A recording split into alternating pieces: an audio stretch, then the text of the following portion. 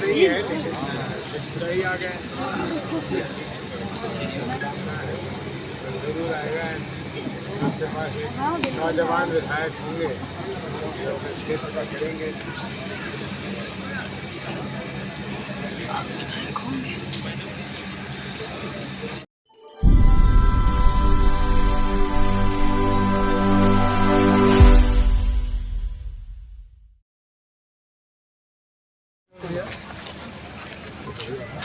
Please come.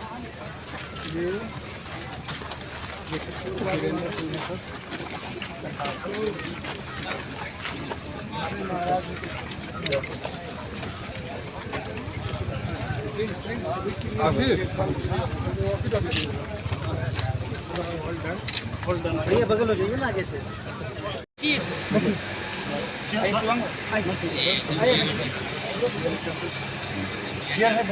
बहुत प्यारा है सर। थोड़ा और रखिए, सरदार डालो।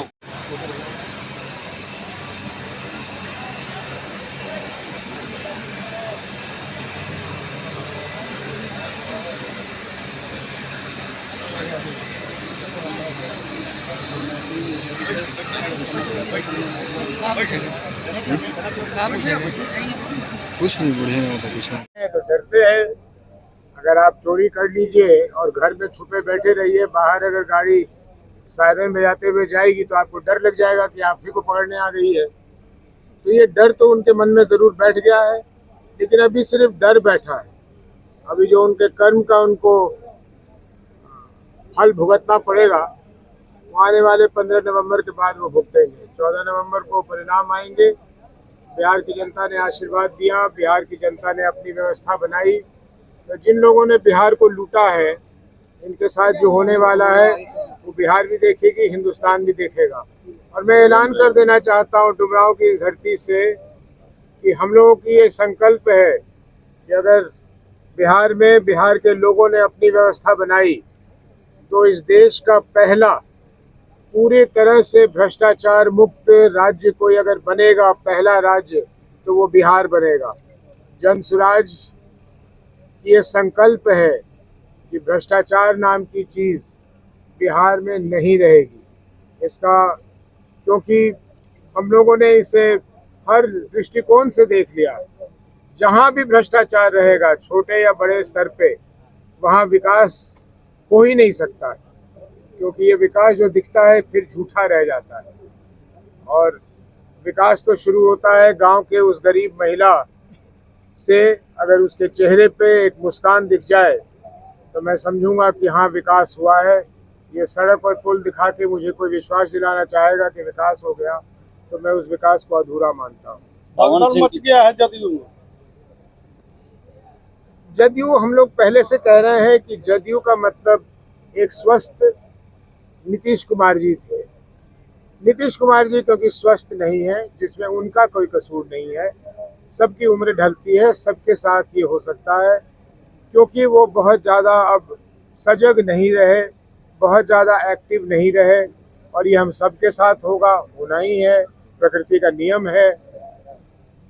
तो उनके अस्वस्थ हो जाने के बाद या उनके निष्क्रिय हो जाने के बाद जदयू के बचे रहने की कोई संभावना नहीं है।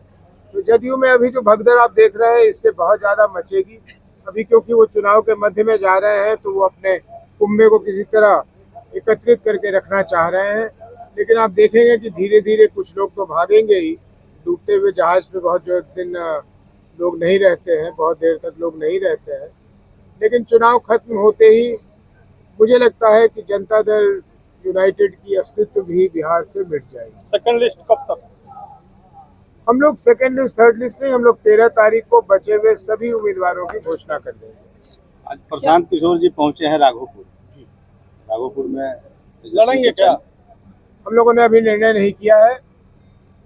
मैंने उनको कहा है राष्ट्रीय अध्यक्ष के होने की वजह से कि उनके लिए 203 सीट हमारे पास थी, अब 51 हमने दे दिए। बचे हुए सीट से जहां से वो लड़ना चाहें लड़ सकते हैं। राघोपुर से लड़ना चाहें राघोपुर से लड़ सकते हैं। लेकिन लड़ेंगे या नहीं, ये हम लोग अभी बैठ के निर्णय करेंगे। मैं और मेरे वरिष्ठ लोग जो पार्टी में हैं, वो लोग ये निर्णय करेंगे कि प्रशांत किशोर जी को लड़ाने में पार्टी का लाभ है या प्रशांत किशोर जी को मुक्त रखकर उनसे प्रचार करवाने में हमारा लाभ है। तो ये अभी जब हम निर्णय कर लेंगे तो आप लोगों के समक्ष आ जाएगा। तो रूढ़ी जी आज यहाँ पहुंचे थे, उनका दावा है कि सरकार मेरी बनी। दावा करना तो उनका काम है, उनका फर्ज भी बनता है। सांसद हैं, इतने वरिष्ठ नेता हैं भारतीय जनता पार्टी के, तो उनका ये नहीं मानना कि एनडीए की सरकार बनेगी ये तो संभव नहीं है, इसलिए वो कह रहे हैं। लेकिन अंदर अंदर वो भी इस चीज़ को मानते हैं कि एनडीए की सरकार बनना यहाँ संभव नहीं। जीरो टॉलरेंस की बात करती थी, सुशासन की सरकार करती थी, आज क्या हालत? सुशासन की बात करती थी वो सबके सामने है, और जनसुराज तो जो कह रही है वो तो बहुत कम कह रही है। जो अगर हम पूरी बात को रखने लगें तो यहाँ अराजकता की स्थिति हो जाएगी, और जनसुराज नहीं चाहती कि बिहार में अराजकता हो। कोई भी ऐसा मंत्री नहीं है, पदाधिकारियों की तो मैं बात ही नहीं कर रहा हूँ, कोई भी ऐसा मंत्री नहीं है जो भ्रष्टाचार में इतनी बुरी तरह से संलिप्त नहीं है। और ये किसके पैसे हैं? ये आप लोगों के पैसे हैं, बिहार के लोगों के पैसे हैं जिनको उन्होंने लूटा है, और ऐसे लूटा है, इतने बेरहमी से लूटा है। भ्रष्टाचार तो और अन्य सरकारों में भी हुआ करती थी, लेकिन मेरा मानना है, जनसुराज का मानना है, प्रशांत जी का भी मानना है कि ये हिंदुस्तान का भ्रष्टतम सरकार, किसी भी कार्यखंड में इतनी भ्रष्ट सरकार हुई ही नहीं है जितनी ये सरकार है। और नीतीश बाबू कहते रहते हैं, उनके लोग कहते रहते हैं कि करप्शन के प्रति उनका जीरो टॉलरेंस है। तो हम उनके तकिया के नीचे थोड़ी देख रहे हैं कि उन्होंने पैसे लिए हैं कि नहीं, लेकिन जिस सरकार के वो मुखिया हैं, उस सरकार में अगर इस तरह से चोरी हो रही हो और फिर नीतीश जी कहे कि वो भ्रष्टाचार के खिलाफ है, तो ये हास्यास्पद है। बहुत बहुत धन्यवाद। शिवांग जी पर आशीर्वाद बना ए, लीजिए। रुको यार, अब दूसरी बात हो रही है तो